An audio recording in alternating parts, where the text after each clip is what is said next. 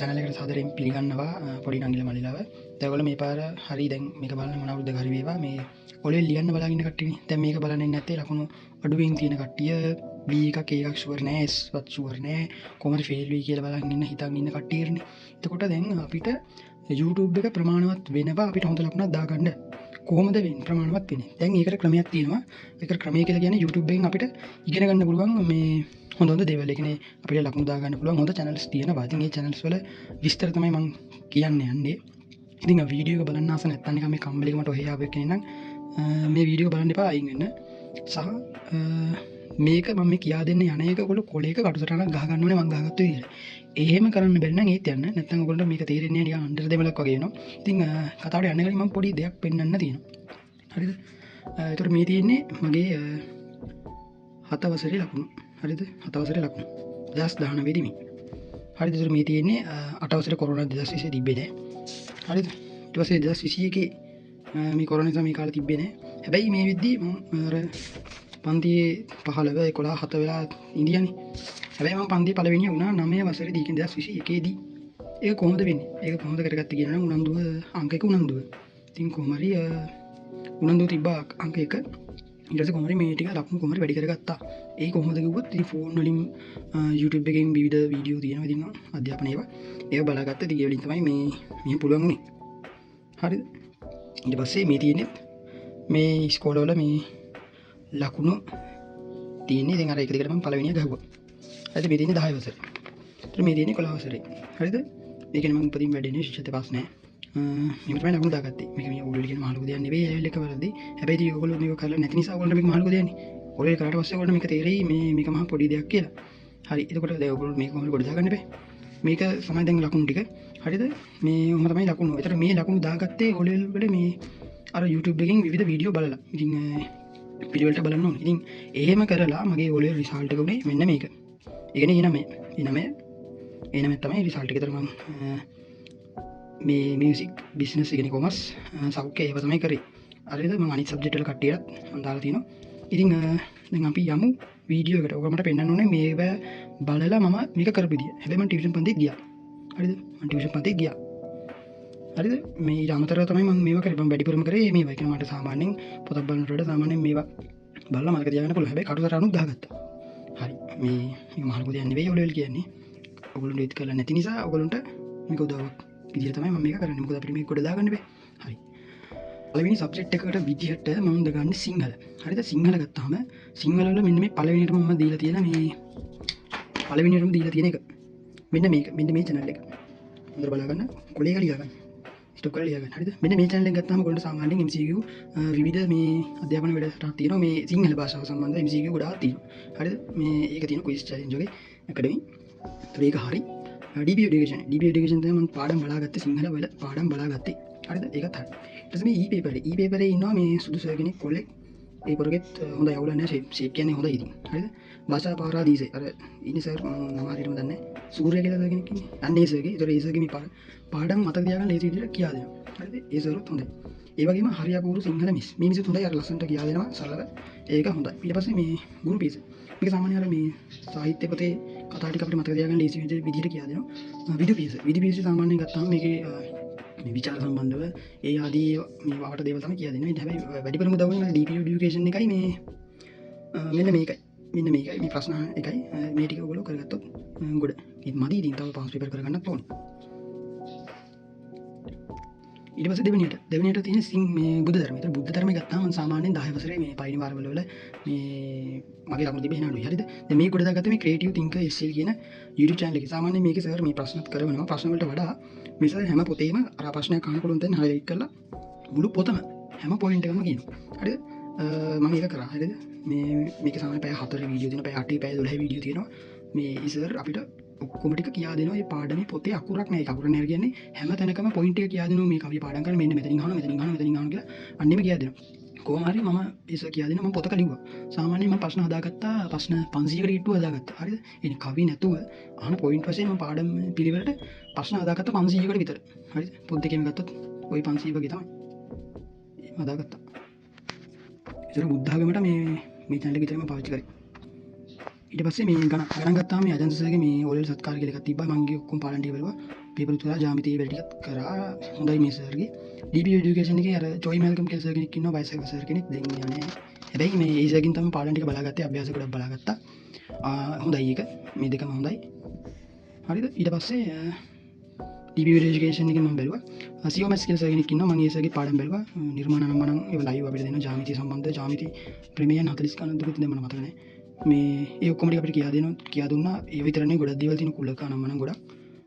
ඊට පස්සේ මේ E-paperෙත් සර් කෙනෙක් ඉන්නවා. පොඩි සර් කෙනෙක් කොහොමද දන්නේ? කොහමද E-paperේ සර් කෙනෙක් ඉන්නවා ගණන් උගන්න. තව ඉන්නවා ඉෂාර මදුෂාන් සර්. ඉෂාර මදුෂාන් කියන නළුවා. ඒ සර්. මේ ඒ සර්ගෙත් හොඳ පාඩම් ටිකක් තියෙනවා උගන්වනවා. ඊට පස්සේ හිස්ටරි ඉතිහාසය ගැන කතා කරොත් මම මේ වැඩිපුර බැලුවේ මෙන්න මේ ජනක සර්ගේ හිස්ටරි ක්ලාස් කියන YouTube channel එක. ඒතර මේක ගත්තාම සාමාන්‍යයෙන් පාඩම් සම්බන්ධව මේ ෆුල් කතා කරනවා. මම කටුවැල කොලේක ගහ ගන්න ලියා ගන්න පොතක් හදාගෙන ඉඳී. සහ මේ පාඩමේ හැමතැනකම මේ ප්‍රශ්න අහනවා. MCQ අපිට වෙනම සාකච්ඡා කරනවා. මේ ෆ්‍රී මොකද ඔක්කොම ෆ්‍රී. සිටියම්මුත් මෙයාගේ තියෙනවා. මේ අසිත ඉල්ල කුඹර කියලා මේ සර් කෙනෙක් ඉන්නේ. යාගේ මේ මැප් හොඳයි. ඒ කියන්නේ සිටියම්මාගෙන් කෙටි ක්‍රම නම් ගොඩක් කියලා දෙනවා. මේ සර්ලා දෙන්නම කෙටි ක්‍රම කියලා දෙනවා. ප්‍රභාත් උදේකාන්ත මේ සරුත් හොඳයි. මම මේ සර්ගේ වීඩියෝ බලලා තියෙනවා. ඔයගොල්ලෝ බලන්න තියෙන්නේ කෙටි ක්‍රම නම් ගොඩක් කියලා දෙනවා. ඊට පස්සේ මෙතන සමීර විදාන ගෙදර. මේ සර්ගෙත් මම හිතන විදිහට පාඩම් නැහැ. හැබැයි මේ සර් අර විවිධ සිද්ධි වෙනවනේ එක සටන් නම් මම ඒ වෙලාවට අපිට මේ සාමාන්‍යයෙන් ඕවා මතක තියාගෙන හරි අමාරුනේ සටන් වුණා මම ඉංග්‍රීසි පාලන දේවල් අර මොනවද තීපෙන් මොකක්ද දෙකක් තියෙන්නේ අර තේ යන මම විසික් කරලා නැවෙන් පල්ලෙහාට මොකද්ද ඇමරිකාවේම අන්න ඒ වගේ සීන් ටිකක් තියෙනවා. ඒ සීන් වල මේ ලස්සන්ට මේ කතාව අපේ ඔළුවට දාගන්න. ඒතර ඔළුවට දාගත්තාම අපිට ලේසි අර මතක තියාගන්න. ගලා යෑමක් තියෙනවනේ. අන්න ඒක මතක තියාගන්න ලේසි වෙන විදිහට මේ සර් අපිට කියා දෙනවා මේ සමීර විදාන ගෙදර කියන සර්. හරි. ඊළඟට මේ ලොකුම ප්‍රශ්නේ වෙලා තියෙන්නේ ඉංග්‍රීසි. සාමාන්‍යයෙන් දැන් මටත් ඉංග්‍රීසි හරි අමාරුයි. කියන්නේ දැන් මම 10 වසරට වගේ ඉද්දි මට සිංහල මේ ඉංග්‍රීසි හරි අමාරුයි. හරිද? එතකොට මට මේ සෙට් වුණා මේ සුභාෂිත වත්තපිටිය කියලා සර් කෙනෙක්. මම ඉස්සෙල්ලා ටියුෂන් පන්ති ගියා. ඒ කියන්නේ දැන් නම් ටියුෂන් පන්ති කරනවද නැද්ද කියලා දන්නේ නැහැ. මේ සර්ගේ තාමත් මෙයාගේ channel එකේ තියෙනවා මේ ටෙන්ස් ටික අපේ ටෙන්ස් 12යි අමතරවාද විවිධ දේවල් ගැන කතා කරනවා. හරි ඇඩ්වාන්ස් සුපිරියර්ම කියන්නේ. ඒ කියන්නේ ඔයගොල්ලෝ බැලුවොත් එපාවේ නින්දත් ඇයි. හැබැයි අහගත්ත කියන සුපිරිය. මේ ඊළඟ මම දාන්න ඔයගොල්ලන්ට මේ ඒසර්ගේ අහන්න තෝරන මම දාන්න. හැබැයි මේ සර්ගේ මේ channel එකේ තියෙන සුපිරි වීඩියෝ ටික සුපිරි මේ මාස්ටර් විදියට තමයි උගන්වන්නේ කෙලිම. මේ සර්ගේ ඇත්තම සුපිරියයි. මේක මම හිතන්නේ ලංකාවේ හොඳම සර්ද කොහෙද ඉංග්‍රීසි කියා දෙන. සාමාන්‍යයෙන් අර සර්ලට ගත්තාම ඉංග්‍රීසි දැනුව තිබ්බට ඒගොල්ලෝගේ අර දෙන අවුට්පුට් එක යන්නේ නැහැ හරියට ළමයට. ඊඳ ළමයට එපාවේ. දැන් මේ සර්ගේ හොඳ අවුට්පුට් එකක් තියෙනවා. ඊට පස්සේ කතා කරනවා මේ ඉංග්‍රීසි මේ ඔන්ලයින් ඉංග්‍රීසි ලෙසන්ස් කියලා සර්ගේ කිනවල නිකන් මේක channel එක ගත්තාම නිකන් එංගලන්තේ පරණ කුලිය වගේ තියෙන්නේ. මේ ඒ channel එක මේ සර්ගේ හොඳයි. අර පේපර් සාකච්ඡාවෙන් පට්ට. මේ සර්ලා දෙන්නම නිකන් ළඟින් යන විදිහට උගන්වන්නේ කේම්බ්‍රිජ් ඉංග්‍රීසි.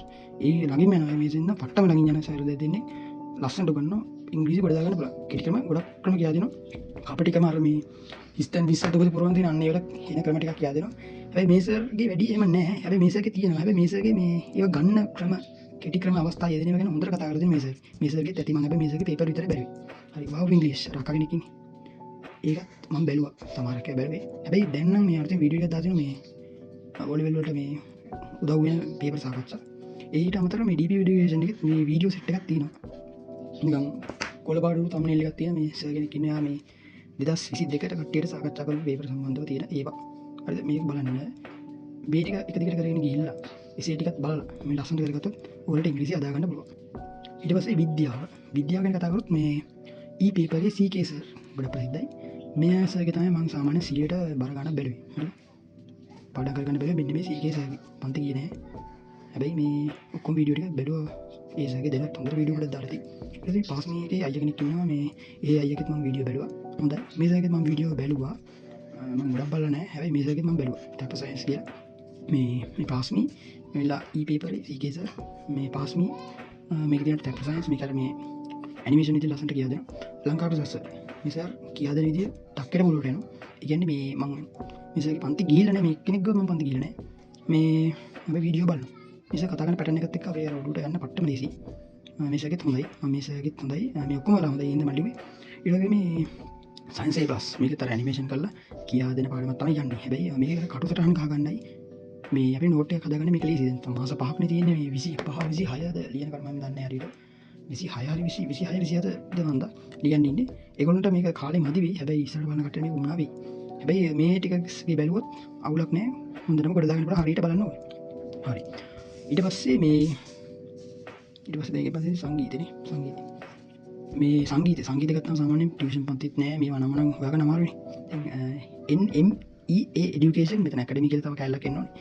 අනේ YouTube channel එක බලන්න. ඒකේ ඉන්නේ මම සිංහල වලත් බැලුවේ. ඒ සිංහල තියෙන එක channel එකේමයි මේ සෞඛ්‍ය ගැනත් තියෙන්නේ. සෞඛ්‍ය නෙමෙයි. තව සෞඛ්‍ය ගැනත් තියෙනවා. මියුසික් ගැනත් තියෙනවා. හරිද? හැම එකම DB education කොහොමද ගියන්නේ? DB education එකේ මේ කන්නඩ dance එකෙන් කරා මේ සාකච්ඡාවක්. ඒ සාකච්ඡාවේ වීඩියෝ 20ක් දුක තියෙනවා මට හරිය මතක නැහැ. ඒකේ වීඩියෝ 20 බැලුවොත් ඇති. මදි මේ බලන්න ඕනේ තමයි. ඊට පස්සේ තියෙනවා මේ පවසරා මුදලිගේ කියලා මේ මිස් කෙනෙක් ඉන්නවා. ඒක රාග ගැන මේ පැට්‍රිකල් වලට තියෙන උවමනා වෙන දේවල් කියලා. මේ ඊටක්සලව කියනවා ඒක පැට්‍රිකල් වලට උවමනා වෙන විදිහට කියද මේකත් එහෙම තමයි පැට්‍රිකල් වලට උවමනා. මේකයි ඔය ටිකම මේ තුනම සාමාන්‍යයෙන් අර පේපර් එකට වැදගත්. මේකත් ඉතින් පේපර් වලට වැදගත්. අර වැඩිපුරම මේ පැට්‍රිකල් වලට තමයි වැදගත්. හෙව්වොත් මීට වඩා දේවල් තව හොයාගන්න පුළුවන්. ඊට පස්සේ මෙන්න සංගීත ගුරුවරයා කියලා channel එකක් තියෙනවා. මේක අර මේ කතා වෙන්නේ ඔවත් පැට්‍රිකල් ගැන තමයි කතා වෙන්නේ. හරි. දැන් මේ කොමර්ස් ගත්තොත් නම් මට කොමර්ස් සමානලා තිබ්බේ. හැබැයි මම කොමර්ස් හදාගත්තා කියන්නේ අන්තිමට ඔය පේපර් එකට ලකුණු MCQ 4න් තිබ්බා. හැබැයි මේක හදාගන්න පේපර් ගොඩක් කරා. හරිද? මේක ලකුණු හදාගන්න නම් මම DB education එකේ සමහර පාඩම් බැලුවා. හැම පාඩමම බැලුවේ නෑ. හැබැයි මේකේ පේපර් නම් මම බැලුවා. කොමර්ස් ගුරු කියලා අයියා කෙනෙක් ඉන්නවා. ඒ අයියා වීඩියෝ බැලුවා. ඒ වගේ මේ ලක්මාල් කොමර්ස් කියලා සර් කෙනෙක් ඉන්නවා. කන්නාඩි දාන සර් කෙනෙක්. කෙට්ටු සර් කෙනෙක්.